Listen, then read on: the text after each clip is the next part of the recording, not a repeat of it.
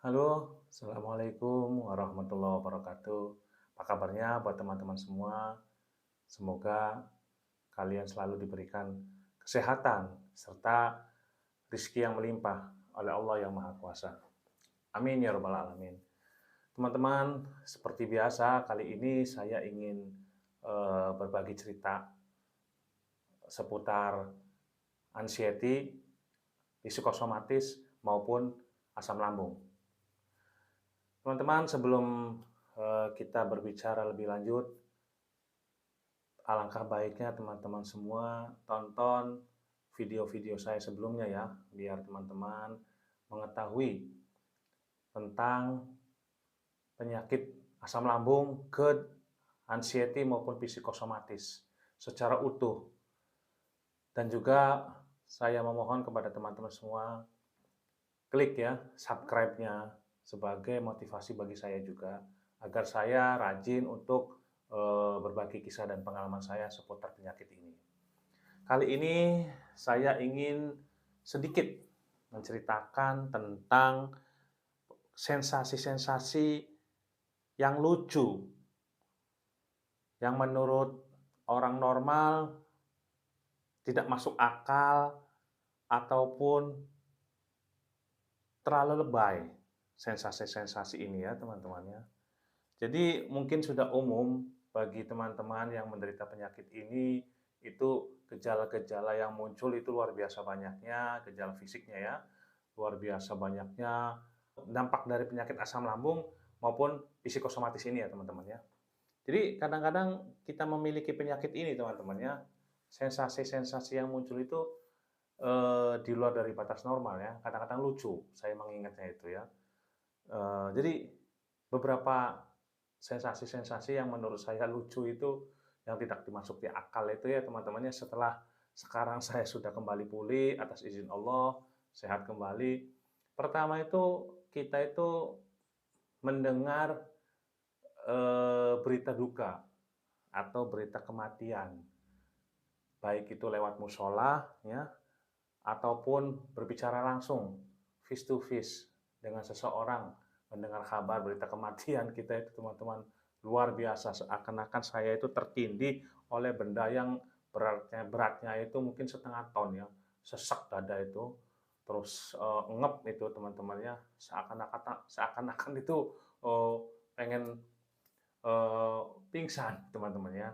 Kadang-kadang logikanya di mana ya, yang meninggal bukan saudara kita, yang meninggal bukan sanak famili kita, tapi kita dampaknya luar biasa. Itu sensasi pertama ya teman-teman ya. Berikutnya sensasi yang pernah saya alami itu kadang-kadang mendengar cuitan-cuitan suara burung itu ya, entah itu burung gagak, entah itu burung kedasi ya teman-temannya. Kita jadi parno juga teman-teman. Pikirannya jadi ngelantur kemana-mana. Makin menambah ritme detak jantung kita teman-teman. Ada gitu ya. Banyaklah akhirnya menimbulkan spekulasi-spekulasi negatif atas kicauan atau cuitan burung-burung tersebut ya. Kadang-kadang kita yang lagi warasnya aja kalau ada suara gagak lewat itu kan kita udah parno ya. Apalagi kita memiliki mental yang lagi rapuh yang namanya psikosomatis ini. Jadi luar biasa teman-teman ya, dampaknya adanya cuitan burung gagak tersebut itu. Oh, kita merasa jadi luar biasa parnonya, pikiran-pikiran negatif kita datang gitu ya, bertubi-tubi itu teman-teman, seakan-akan nempel itu. Itu yang saya rasakan. Berikutnya suara burungnya kedasih juga itu ya teman-teman ya. Kita luar biasa. Jadi parnonya, jadi takutnya teman-teman ya. Gitu. Itulah yang saya rasakan kadang-kadang saya juga nggak mengerti dulu itu penyakit ini yang namanya anxiety psikosomatis ini ya teman-teman ya. Luar biasa dampak ke mental maupun ke fisik kita. Luar biasa sekali teman-teman ya. Gitu. Terus berikutnya juga saya merasakan sensasi-sensasi merasa khawatir yang berlebihan. Saya dulu teman-teman ya, kalau mau nerima telepon itu entah kenapa nggak mau. Itu parno teman-teman ya, gitu, parno. Entah kenapa saya nggak mau nerima telepon, nggak mau eee, kadang-kadang nerima WA. Itu saya tuh kalau misalkan nerima WA teman-teman ya, WhatsApp itu ya, kadang-kadang dulu itu, males gitu ya. Makanya saya nggak pernah yang namanya, jarang sekali, saya memakai media sosial, dulu itu teman-teman ya. WA itu kalau ada informasi segala macam saya pokoknya selama beberapa bulan itu saya pasif yang namanya menggunakan WhatsApp ataupun handphone ya teman-teman ya. Diminimalisir, seperlunya saja. Entah kenapa saya juga jadi merasa takut. Saya juga kadang-kadang berpikir saat ini, kenapa saya bisa seperti itu ya teman-teman ya. Itulah penyakit-penyakit yang menurut saya mungkin kalau pandangan dari orang lain anggapannya penyakit gaib ya teman-teman ya. Karena penyakit di luar dari nalar dan logika kita. Itu yang saya rasakan ya teman-teman ya. Terus berikutnya sensasi-sensasi yang datang itu ya teman-teman ya, kita itu seakan-akan eh, mendekati dengan kematian. Karena apa? Ya karena banyak sekali sensasi penyakit atau fisik yang dirasakan oleh tubuh kita. Silih berganti, teman-teman ya. Kadang-kadang kita itu seakan-akan hilang antibodi, hilang kekebalan tubuh. Penyakit apapun itu masuk, menerjang di tubuh kita. Silih berganti setiap harinya, setiap jamnya, teman-teman semuanya ya. Kita itu jadi bingung dan panik akhirnya. Itu banyak sekali luar biasa penyakit-penyakit. Luar biasa terhadap dampak penyakit asam lambung, anxiety psikosomatis ini ya teman-teman ya. Dan kadang-kadang pula saya juga teman-teman ya, eh, banyak lagi saya melihat ya kecelakaan di jalan saya merasa takut. Saya pun menyetir motor itu dulu tuh teman-teman ya, merasa takut, takut nanti saya tabrakan, takut nanti saya jatuh. Jadi pada saat kita menderita penyakit ini pemikirannya kita tuh overthinking sekali teman-teman ya. Gitu.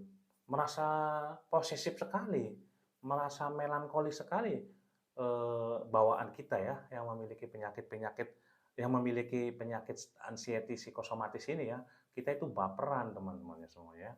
Kita itu merasa baper.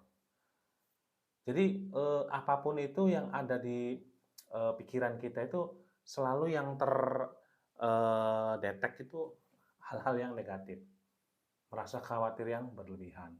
Itu pikiran-pikiran yang menurut saya unlogika ya teman-teman ya gitu. Tapi itu realistis teman-teman ya. Nah, dari penyakit atau dari sensasi-sensasi aneh yang muncul itu ya akhirnya ya banyak sekali menimbulkan dampak yang negatif terhadap fisik kita.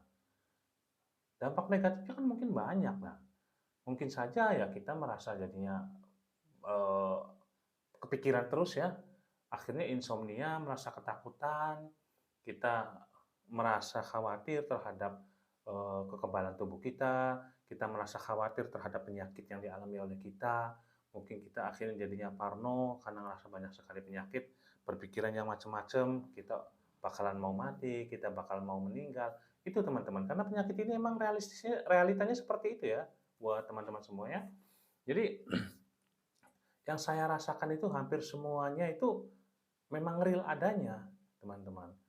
Itu. Jadi untuk teman-teman nih yang sekarang sedang merasakan seperti saya dulu ya, gitu. Teman-teman tetap sabar dan kalau menurut saya permainannya ini ada di pikiran ya, teman-teman ya. Jadi kita itu berusaha untuk bermain pikiran eh, positif. Artinya kita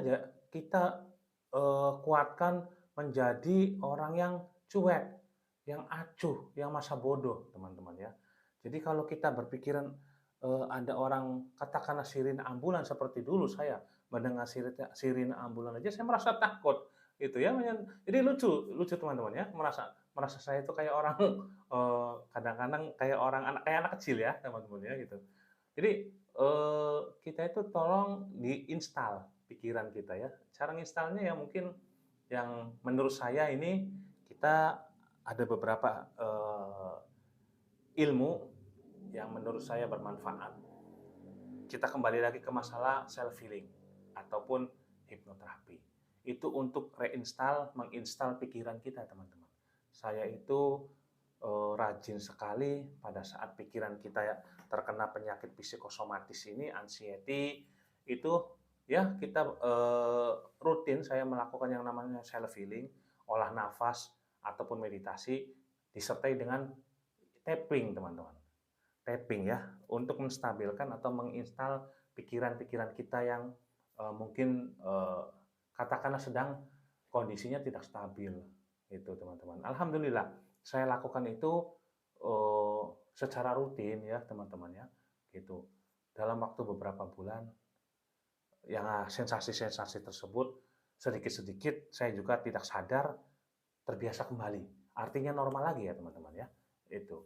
Nah itu teman-teman ya, sensasi-sensasi aneh yang datang bagi penderita penyakit asam lambung, anxiety maupun psikosomatis. Jadi lumrah teman-teman ya, gitu. Teman-teman tidak merasa sendiri, teman-teman merasakan sensasi banyak itu, saya pun merasakan dulu seperti itu teman-teman. Jalani saja, tetapi tetap teman-teman berikhtiar dan berusaha cari pengobatan-pengobatan yang menurut kalian itu bisa untuk mengobati penyakit anxiety psikosomatis ini ya teman-teman ya. Kalau mungkin gejala-gejala fisiknya luar biasa, yang saya rasakan luar biasa banyaknya. Itu. Kita itu teman-teman ya, penyakit ini realistisnya itu seperti penyakit gaib. Banyak sekali keluhan, tapi begitu kita cek ke dokter, itu semuanya normal.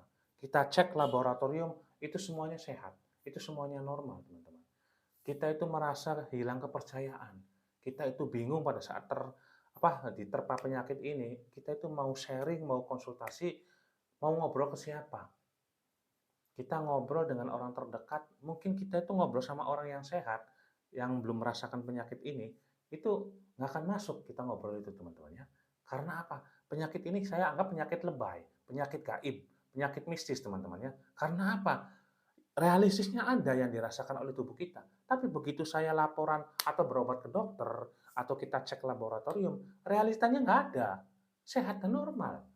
Itu teman-teman. Akhirnya kita merasa seperti berobat ke dokter itu kita tidak bermanfaat ya.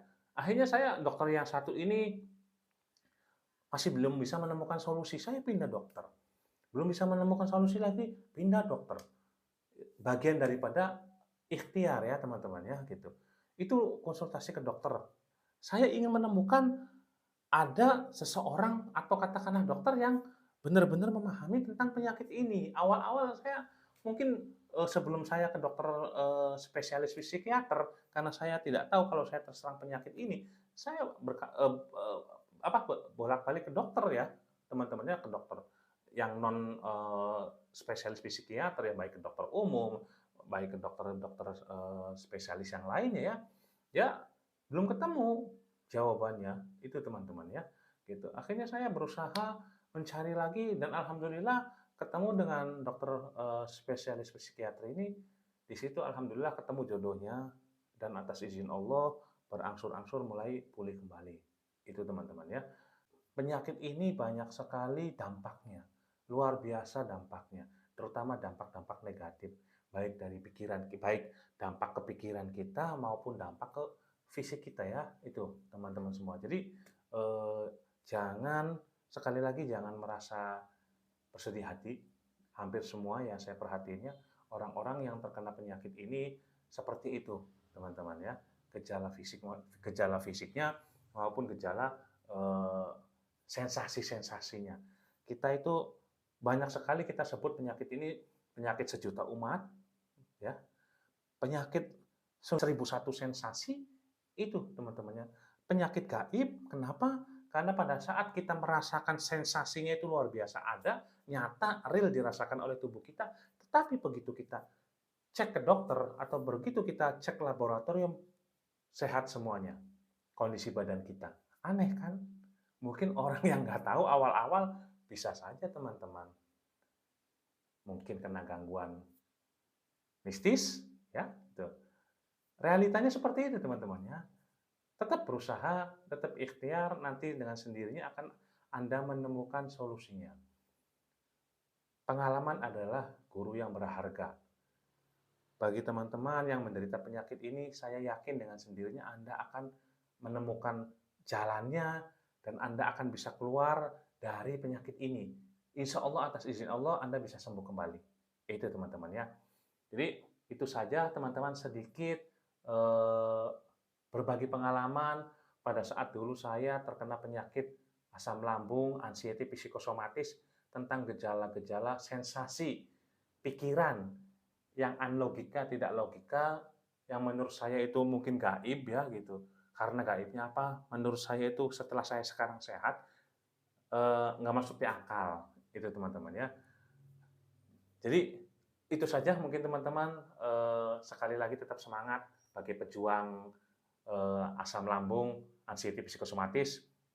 Jangan lupa Anda selalu bertawakal, berusaha, berdoa, dan pasrahkan sama Allah yang Maha Kuasa. Insya Allah teman-teman, apapun itu, kalau Anda berusaha, insya Allah Allah Subhanahu Wa Taala akan mengangkat penyakit teman-teman semuanya, dan Anda akan bisa kembali normal seperti sedia kala. Mungkin itu saja buat teman-teman semuanya.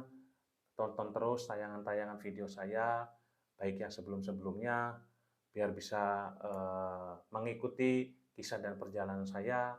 Dan saya mohon juga buat teman-teman setia yang sedang menonton tayangan saya ini, klik loncengnya beserta klik subscribe-nya ya, teman-teman ya. Gitu. Mungkin itu saja. Wabillahi taufiq wal hidayah. Wassalamualaikum warahmatullahi wabarakatuh.